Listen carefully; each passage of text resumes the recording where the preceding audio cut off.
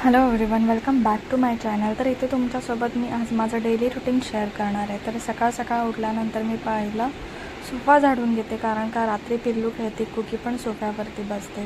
त्याच्यामुळे सोफा झाडून झाल्यानंतर मी कचरा काढून घेते सगळ्या रूममधला, आणि नंतर मग आपली लादी वगैरे पुसायचं असतं, जे नॉर्मली कामं असतात. पहिलं बाल्कनीमध्ये पाणी टाकून घेते आणि मग लादी पुसते, कारण का घरी मग चिखल होऊन जातं, पाणी सगळं सांडतं त्याच्यामुळे. त्याच्यानंतर पिल्लूचा उठायचा टायमिंग ऑलमोस्ट झालेला, सो तिचं दूध गरम करत ठेवल्यानंतर ती उठल्यानंतर ते थोडंसं लाईटली थंड तरी होईल. आणि ह्याच्याने मी रोज बॉटल धुते. तुम्हाला मी 2दा-3दा शेअर केले. मदर स्पर्शचं आहे ते लिक्विड, एकदम स्मेल पण त्याचा माइल्ड आहे. त्याच्याने मी तिचे बॉटल्स, निप्पल्स, तिचे टॉईज वगैरे ह्याच लिक्विडने वॉश करते. तुम्ही पण हे यूज करा.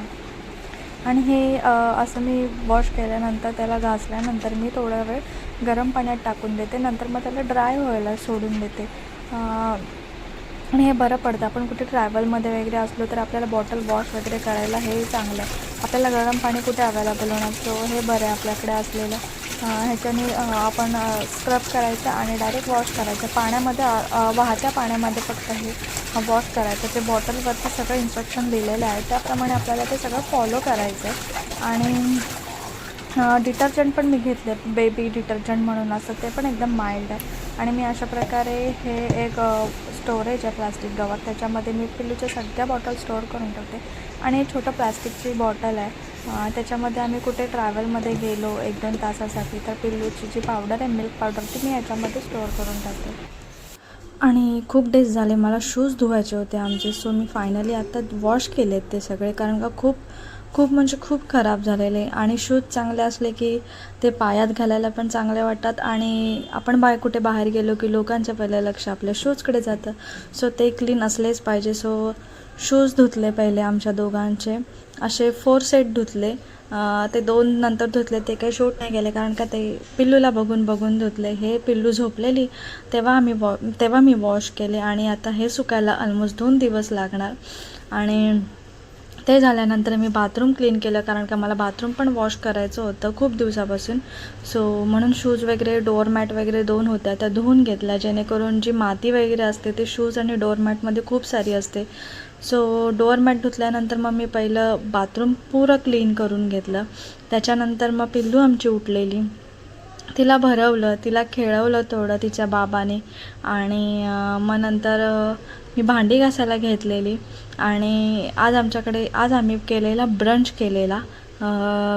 लंच काय केला नव्हता, म्हणून मी डायरेक्ट पोहे केले खूप सारे. आणि पिल्लू पण पोहे अगदी आवडीने खाते, आणि थोडे मी स्पायसी कमीच बनवलेले. तुम्ही बघता ती कशा प्रकारे खाते. आणि तिला आम्ही जे खातो ना त्यातलं मी जरासं तिला भरवते, जेणेकरून आता ती 1 वर्षाची झाले, जेणेकरून तिला आता थोडीशी वेगवेगळ्या टेस्ट आणि थोड्या दिवसांनी ते आमच्यातलं खायला लागेल. तिला सेपरेट असं काय वेगळं बनवावं लागणार नाही. फक्त एवढंच की थोडं स्पायसेस कमी बनवावं लागेल, बस, बाकी काय नाही. आणि कुठे बाहेर गेलो की काही प्रॉब्लेम होणार नाही. सो तिला आता मी थोडं एकदम थोडं भरवायला लागली आहे, आणि ती खाते पण. आणि आता मी ते भांडी घासवते, ते पण तिला बघून मला खेळूसं वाटलं. सो मी पण किचनमध्ये तिथेच बसली. भांडी तशीच राहिली आहेत माझी, अर्धी घासलेत, अर्धी बाकी आहेत. आणि पिल्लू आणि पिल्लूचे बाबा बॉल नाही खेळत, हा कुकीचे बॉल आहे. कुकीकडे आमच्या भरपूर सारे बॉल आहेत, त्याच्यामुळे पिल्लूला आम्ही काही नवीन कुठले बॉल्स वगैरे घेतले नाही. त्याच्याने हे वॉश केले आणि तिला खेळायला दिले. आणि आता पिल्लू मस्त खेळते. तुम्ही ना तिच्या तोंडाचे एक्सप्रेशन बघा की कसे आहेत. आणि पिल्लूचे बाबा बघा काय करत आहेत, बॅट समजून पाणी मारत आहेत. आणि पिल्लू आमची इतकी फ्लेक्झिबल आहे ना, खूप म्हणजे खूप फ्लेक्झिबल आहे. कारण का पिल्लूची मी मालिश आहे ना, जेव्हा ती लहान होती ना तेव्हा मी 2 टाईम तिची मालिश करायची, आणि तिची पायाची एक्सरसाइज वगैरे अगदी मी डेली करायची. त्याच्यामुळे ती एवढी फ्लेक्झिबल आहे ना, तुम्ही विचार करू शकत नाही की खूप फ्लेक्झिबल आहे ती. आणि कुकीला इथे मी लॉक केले, कारण का कुकीचे बॉल आहेत. कुकीला तिचा बॉल दिसला की ती येणार, त्याच्यामुळे कुकीला मी ते बेडरूममध्ये लॉक केले. आणि आता आमची पिल्लू आहे ती बॉलसोबत खेळते. तर तुम्ही पुढे बघतच राहा तिच्या तोंडावरचे एक्सप्रेशन, बॉल आला की ती कशी करते, काय करते ते.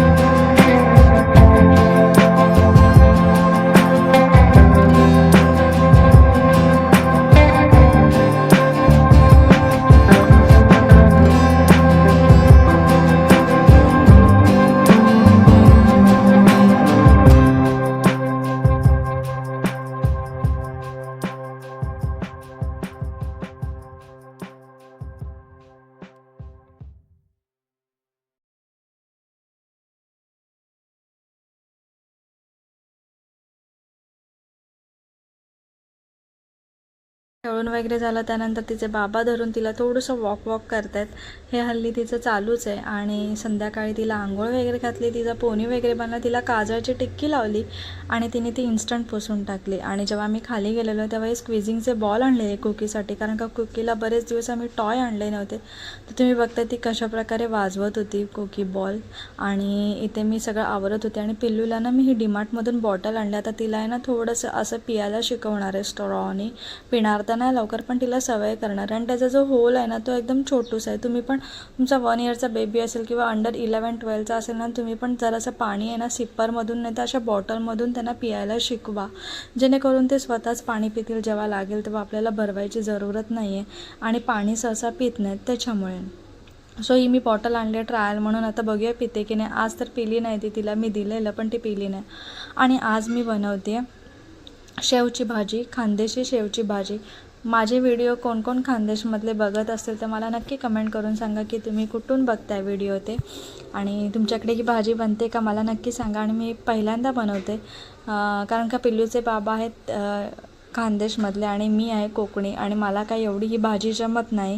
आणि मला त्यांनी सांगितलं त्याप्रकारे मी भाजी बनवते. आणि काही यूट्यूबवरून सर्च करून बनवली आहे. सो मी वाटणसाठी काय घेतलं, टॉमॅटो, कांदा, अद्रक, लसूण, बस एवढंच घेतलं. त्याला थोडं तेलामध्ये फ्राय करून घेतलं, शिजवून घेतलं. आणि नंतर मिक्सरला लावून तेलामध्ये आता त्याला फ्राय करेल अगदी तेल निघेपर्यंत त्या पेस्टमधून. आणि नंतर त्याच्यामध्ये जे आपले घरचे मसाले आहेत ते ॲड करणार आहे. आणि अगदी तिला तेल सुटेपर्यंत शिजवलं ना की कसं थोडं तेल पण येतं, तरी पण येते. आणि आपली भाजी झाली ना की त्याला पाणी पण नाही सुटत. त्याच्यामुळे आपण अगदी ती नीट हलवून घ्यायची, नीट त्याला तेल सुटेपर्यंत शिजवून घ्यायची. आणि ही मी आज सेकंड टाईम बनवते. फर्स्ट टाईम बनवलेली आणि ती एवढी टेस्टी झाली नव्हती, कशी तरीच झाली होती. मला तो अंदाज कळला नाही ग्रेव्हीचा. आणि शेव टाकल्यानंतर ते शेव सोक करते आणि एकदम घट्टसर झालेली त्या टायमिंगला.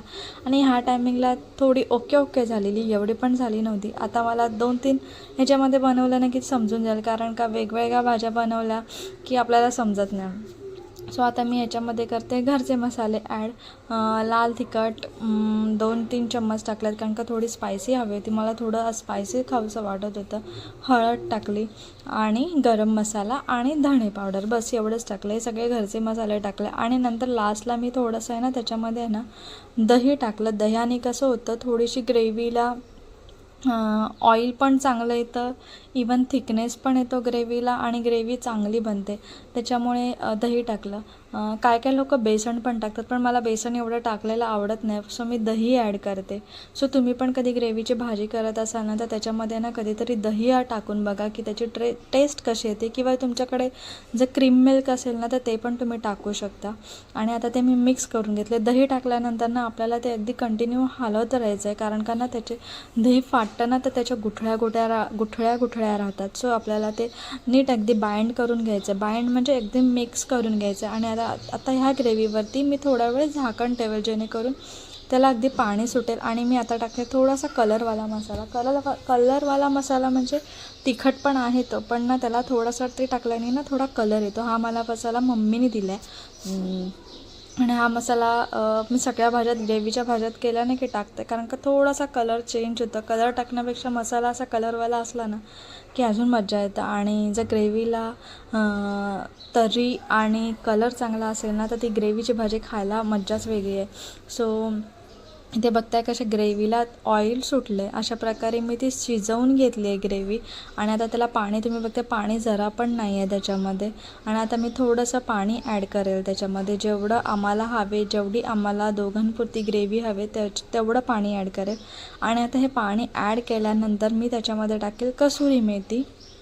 नॉर्मली कसुरी मेथी तर यूट्यूबमध्ये मला दाखवली नव्हती, पण घरी होती तर मी म्हटलं का नाही टाकावी, थोडीशी टेस्ट चेंज होईल म्हणून मी आता ती थोडीशी कसुरी मेथी टाकेल, जेणेकरून थोडासा टेस्ट चेंज होईल. आणि कसुरी मेथी टाकली ना की थोडी ग्रेव्हीमध्ये ना टेस्टला वेगळी लागते. सो आता मी कसुरी मेथी ॲड करून घेते ग्रेव्हीमध्ये.